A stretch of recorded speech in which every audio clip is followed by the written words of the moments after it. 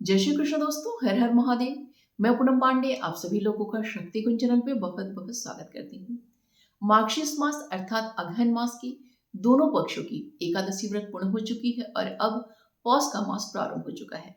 पौष मास के कृष्ण पक्ष की एकादशी आने वाली है। तो पौष मास के कृष्ण पक्ष की एकादशी को सफला एकादशी के नाम से जाना जाता है। भगवान श्री कृष्ण ने अर्जुन को बताया है कि 5 सहस्त्र अर्थात 5,000 वर्ष तक तपस्या करने से जिस पुण्य फल की प्राप्ति होती है, वही पुण्य फल श्रद्धा पूर्वक रात्रि जागरण करते हुए सफला एकादशी का उपवास करने से प्राप्त होता है। जो व्यक्ति एकादशी का उपवास करते हैं वो श्री हरि नारायण को अत्यंत ही प्रिय होते हैं और ऐसे व्यक्तियों के समस्त प्रकार के पापों का नाश हो जाता है और अंत में ऐसे व्यक्ति मोक्ष को प्राप्त करते हैं। सफला एकादशी के व्रत का महात्म पढ़ने और सुनने से रास्तु यज्ञ फल की प्राप्ति होती है। भगवान श्री कृष्ण अर्जुन को बताते हैं कि एकादशी के उपवास के महत्व को जो व्यक्ति नहीं जानते हैं, इसको नहीं समझते हैं और नहीं समझना चाहते हैं, ऐसे व्यक्तियों का जीवन ऐसे पशु के समान है जो पशु बिना सींग के है और बिना पूंछ के है। अगर कोई व्यक्ति अज्ञानतावश भी एकादशी का उपवास कर लेता है तो उसे पूर्ण फल की प्राप्ति होती है और वह व्यक्ति जो है वैकुंठ में जाने का अधिकारी बन जाता है। आइए जानते हैं कि 2025 में सफला एकादशी कब मनाई जाएगी। तो पौष मास के कृष्ण पक्ष की एकादशी तिथि का प्रारंभ 14 दिसंबर दिन रविवार की शाम में 6:49 हो रही है और यह एकादशी तिथि अगले दिन 15 दिसंबर दिन सोमवार को पूरे दिन हमें प्राप्त रहेगी और रात्रि में जाके 9:19 पे एकादशी तिथि समाप्त हो जा रही है। उसके पश्चात द्वादशी तिथि प्रारंभ हो जा रही है। तो उदया तिथि के आधार पे और एकादशी और द्वादशी तिथि के मिश्रित होने के आधार पे यह सफला एकादशी 15 दिसंबर दिन सोमवार को मनाई जाएगी।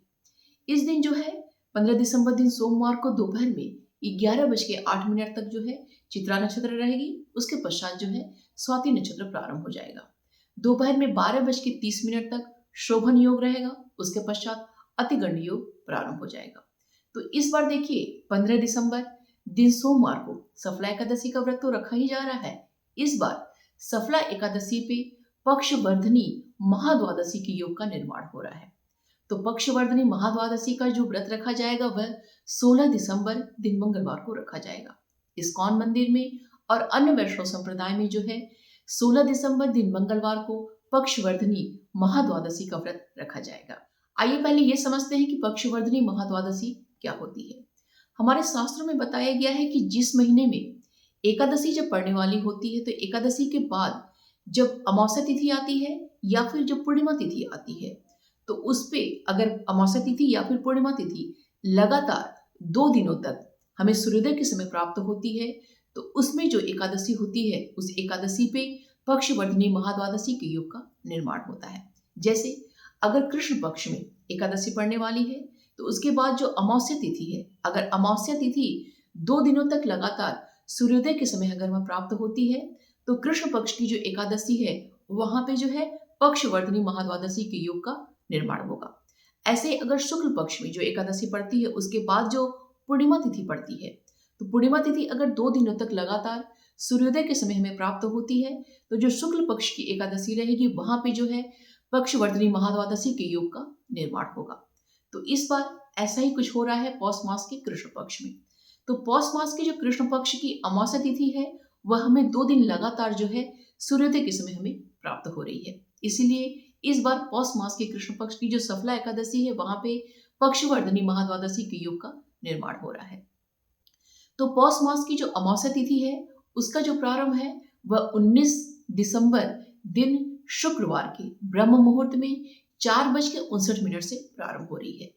तो ये देखिए हमें 19 दिसंबर दिन शुक्रवार को जो है सूर्योदय के समय पे जो है हमें अमावस्या तिथि प्राप्त हो रही है जो कि पूरे दिन रहेगी, पूरी रात्रि रहेगी और अगले दिन 20 दिसंबर दिन शनिवार की सुबह में 7:12 पे जो है अमावस्या तिथि समाप्त हो जा रही है। तो हमें 19 तारीख को तो मिल ही रही है सूर्योदय के समय पे, 20 तारीख को 20 दिसंबर दिन शनिवार को भी जो है सूर्योदय के समय पे हमें अमावस्या तिथि प्राप्त हो रही है। इसीलिए पौष मास की जो सफला एकादशी है वहां पे जो है पक्षवर्धनी महाद्वादशी के योग का निर्माण हो रहा है। हमारे शास्त्रों में बताया गया है कि पक्षवर्धनी महाद्वादशी का व्रत करने से और पूजन करने से 10,000 एकादशियों के समान पुण्य फल की प्राप्ति होती है। पद्म पुराण में तो पक्षवर्धनी महाद्वादशी की महिमा का, उसके महात्म का अद्भुत वर्णन वहां पे किया गया है। पद्म पुराण में बताया गया है कि जब भी एकादशी पक्षवर्धनी हो जाती है तो उस पूरे वर्ष की एकादशी का पुण्य जो है समाप्त हो जाता है। इसलिए हर व्यक्ति को जो है पक्षवर्धनी महाद्वादशी का व्रत अवश्य ही करना चाहिए। हमारे धार्मिक ग्रंथों में देखिए बताया गया है कि महाद्वादशी का व्रत एकादशी के व्रत से कई हजार गुना जो है बढ़ के पुण्य फल प्रदान करता है। पक्षवर्धनी महाद्वादशी का व्रत करने से 1000 राजसु यज्ञ करने के समान फल की प्राप्ति होती है। इसलिए जब भी महाद्वादशी के योग का निर्माण हो, महाद्वादशी में प्राप्त हो, तो उसका हमें पालन अवश्य ही करना चाहिए।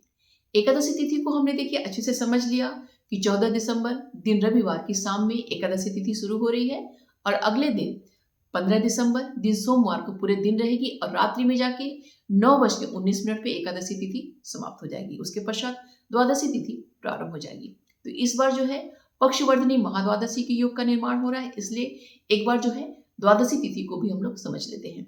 तो द्वादशी तिथि जो है 15 दिसंबर दिन सोमवार की रात्रि में 9:19 से प्रारंभ हो जा रही है, जो कि अगले दिन 16 दिसंबर दिन मंगलवार को जो है पूरे दिन रहेगी और मध्य रात्रि में जाके 11:57 पे जो है द्वादशी तिथि समाप्त हो जाएगी। उसके पश्चात त्रयोदशी तिथि प्रारंभ हो जाएगी। इस दिन जो है जिस दिन महाद्वादशी के योग का निर्माण हो रहा है, उस दिन 16 दिसंबर दिन मंगलवार को दोपहर में 2:09 तक जो है स्वाति नक्षत्र रहेगा। उसके पश्चात जो है विशाखा नक्षत्र प्रारंभ हो जाएगा। इस दिन जो है 16 दिसंबर दिन मंगलवार को पक्षवर्धनी महाद्वादशी के दिन त्रिपुष्कर योग का निर्माण भी हो रहा है। त्रिपुष्कर योग जो है दोपहर में 2:09 से प्रारंभ हो जा रहा है, जो कि रात्रि में जाके मध्य रात्रि में 11:57 पे जाके त्रिपुष्कर योग समाप्त हो जा रहा है। त्रिपुष्कर योग बहुत ही ज्यादा उत्तम, बहुत ही ज्यादा श्रेष्ठ माना जाता है, क्योंकि इसमें जो भी हम धार्मिक अनुष्ठान करते हैं, ईश्वर की सेवा करते हैं, जो भी हम अच्छे कर्म करते हैं, उसका 3 गुना बढ़ के हमें पुण्य फल प्राप्त होता है। इसलिए ये जो योग होता है वो बहुत ही उत्तम माना जाता है। लेकिन हमें ध्यान रखना चाहिए कि अगर हम अच्छे कर्म कर रहे हैं, अगर हम मतलब कि अपने आप को अपना ग्रोथ करने के लिए, अपने आध्यात्मिक उन्नति करने के लिए, पुण्य फल प्राप्त करने के लिए कर्म कर रहे हैं, उसका 3 गुना बढ़ के में पुण्य फल प्राप्त हो रहा है, तो अगर उसी योग में हम बुरे कर्म भी करेंगे तो उसका भी हमें 3 गुना जो है हमें उसका फल मिलेगा।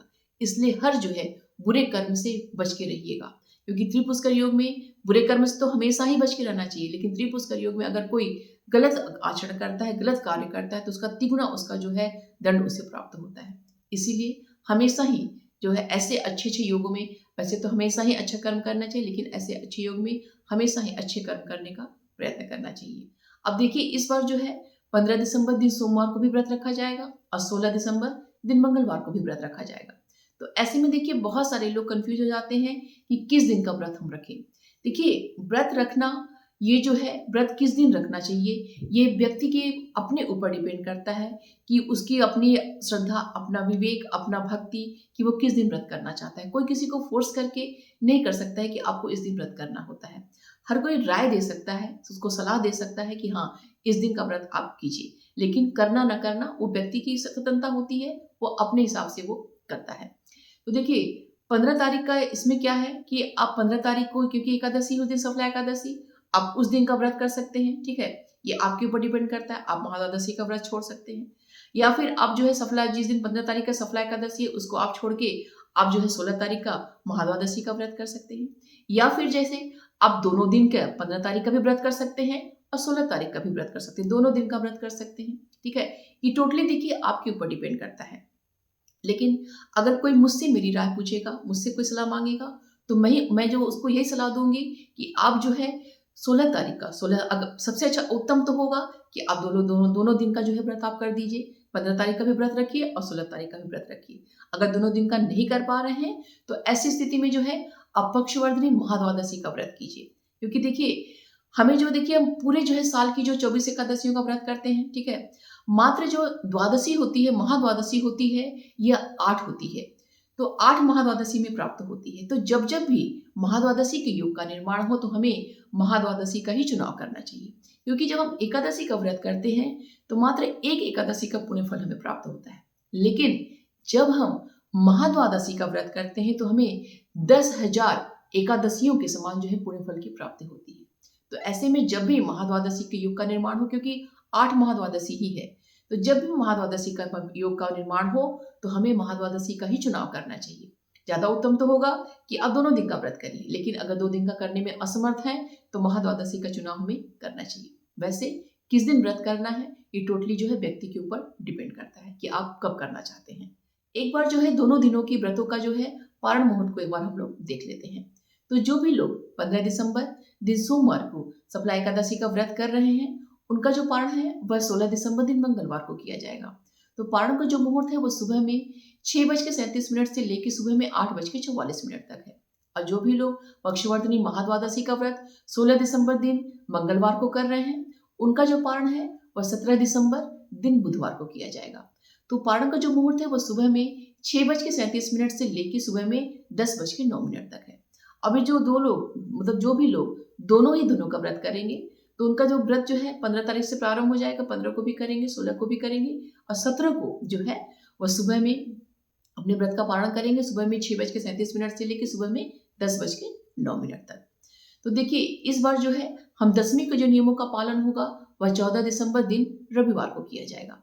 तो तुलसी पत्र को जो चयन होता है उसको तोड़ने का जो नियम होता है, थोड़ा सा उस पर हमें थोड़ी सावधानी रखनी पड़ेगी, क्योंकि इस बार जो देखिए क्योंकि 14 दिसंबर को जिस दिन हम दशमी के नियमों का पालन करेंगे उस दिन जो है रविवार है, तो उस दिन भी जो देखिए हम तुलसी पत्र नहीं तोड़ेंगे। 15 दिसंबर दिन सोमवार को उस दिन एकादशी का व्रत है, उस दिन भी देखिए तुलसी पत्र हम नहीं तोड़ेंगे। और अगले दिन जिस दिन 16 दिसंबर दिन मंगलवार को पक्षवर्तनी महाद्वादशी है, उस दिन भी जो है देखिए हम तुलसी पत्र नहीं तोड़ेंगे। तो तीनों दिन जो है 14, 15 और 16 3 दिन जो है हमें तुलसी पत्र नहीं तोड़ना है। तो तुलसी पत्र हमें 13 दिसंबर को ही जो है तोड़ के तीनों दिनों के लिए हमें अच्छे से रख लेना है। ठीक है, अगर बाई चांस जो है कोई भूल जाता है कि नहीं हम मतलब नहीं तोड़ के रख पाता है, तो ऐसी स्थिति में या तो फिर आप माली से जो है आप लीजिए, या फिर जो तुलसी पौधे के पास जो है जमीन पे जो वहाँ पे गिरे रहते हैं तुलसी पत्र, उसे आप उठा के धुल के जो है उसको आप पूजा में उसका प्रयोग आप कर सकते हैं। अब देखिए यहाँ पे तुलसी पत्र हमें नहीं तोड़ना है, ये हमने ध्यान लिया, लेकिन ऐसा नहीं है कि तुलसी माता का हमें पूजन नहीं करना है। ठीक है, उन्हें हम दीपक दिखाएंगे, उनकी हम परिक्रमा करेंगे, उन्हें हम जल हम अर्पित करेंगे, बस उनकी पत्तियां जो है हमें नहीं तोड़नी होती है। ठीक है, उनको जो है स्पर्श मतलब समझ लीजिए हमें नहीं करना होता है। तो उनको आप जल अर्पित कर सकते हैं, उनको आप दीपक उनको दिखा सकते हैं, उनकी परिक्रमा हम कर सकते हैं, सब कुछ पूजन वगैरह हम सब कुछ कर सकते हैं, बस तुलसी पत्र हमें नहीं तोड़ना होता है। तो उम्मीद करती हूँ कि ये वीडियो आप सभी के लिए बहुत ही हेल्पफुल होगा। इससे संबंधित कोई भी प्रश्न अगर आपका है तो कमेंट बॉक्स में मुझसे पूछिएगा, उसका रिप्लाई मैं आपको अवश्य करूंगी। वीडियो को प्लीज लाइक अवश्य कीजिएगा और कमेंट बॉक्स में अपने इष्ट का नाम अवश्य लिखिएगा। तो मिलते हैं अगले वीडियो में। अपना और अपनों का ख्याल रखिएगा। जय श्री कृष्ण। हर हर महादेव।